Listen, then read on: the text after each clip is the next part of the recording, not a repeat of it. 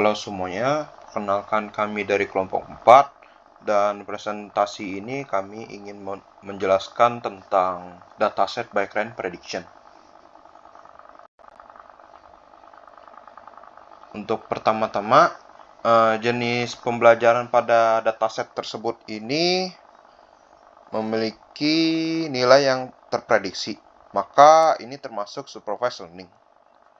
Nah, maka dari itu, model yang akan dipelajari itu berasal dari data masa lalu untuk memprediksi jumlah penyewaan sepeda pada jam berikutnya.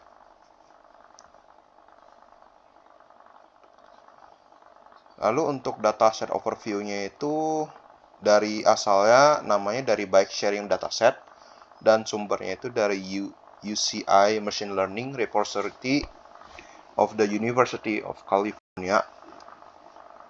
Kemudian untuk jumlah atributnya itu memiliki 17 dan isi dalam datanya itu mencapai 17.379. Selanjutnya ada metode-metode yang kami gunakan. Yang pertama ada regression, berfungsi untuk meramalkan jumlah permintaan di jam berikutnya atau hari berikutnya, dan sangat penting untuk planning operasional jangka pendek dan jangka panjang. Yang kedua ada multi-output regression, membantu kami untuk menganalisis jenis penggunaan, mana yang lebih banyak dipengaruhi oleh cuaca, jam, atau hari tertentu. Yang ketiga ada classification, memudahkan kami dalam pengambilan keputusan tanpa harus membaca angka detail dan dapat memberikan alert atau notifikasi otomatis ketika jam diprediksi akan sangat sibuk. Metode yang keempat ada clustering, membantu kami menemukan pola tersembunyi seperti jam pagi yang cenderung ramai, weekend yang lebih padat, atau hari tertentu yang lagi sepi. Yang kelima ada anomaly detection, membantu menemukan kejadian khusus seperti cuaca buruk, event besar, atau gangguan pada sistem. Selanjutnya, saya akan menjelaskan pertanyaan metode apa yang paling optimal dan jelaskan alasannya. Dalam kode tersebut, data penyewaan sepeda diurutkan berdasarkan waktu terlebih dahulu. Kemudian dipilih 4 fitur utama, yaitu ada jam, suhu, kelembapan, dan kecepatan angin sebagai input model. Selanjutnya, data dibagi menjadi 80% untuk pelatihan dan 20% untuk pengujian sesuai urutan waktu.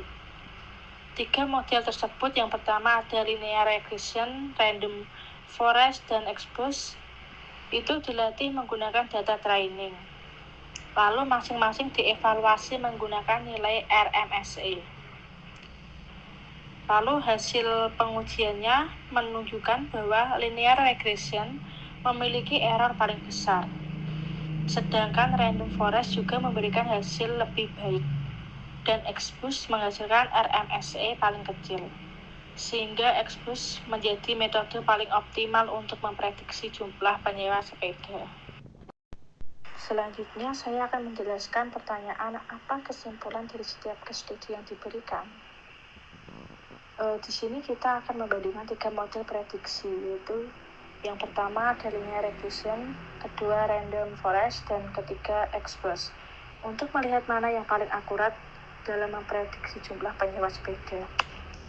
Selanjutnya ada juga fitur yang dipakai dalam kode tersebut, yaitu ada jam, suhu, kelembatan, kecepatan angin, dan juga di sini ada target CND, yaitu jumlah penyewaan sepeda.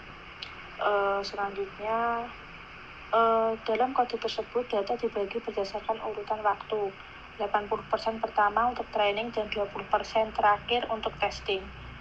Ini sangat penting karena datanya bersifat time series.